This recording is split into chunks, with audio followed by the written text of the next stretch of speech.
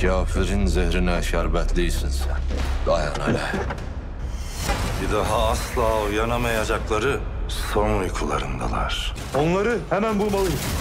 Buldunuz. Şimdi ne yapacaksınız? Peşlerine düşün! Umarım onu bulamazlar.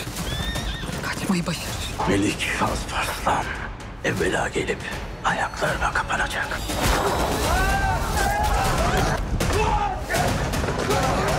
Kalk oradan. Oturduğun makam sana ait değil. Ya kimin? Erim yok ise hüküm de benim tahtta.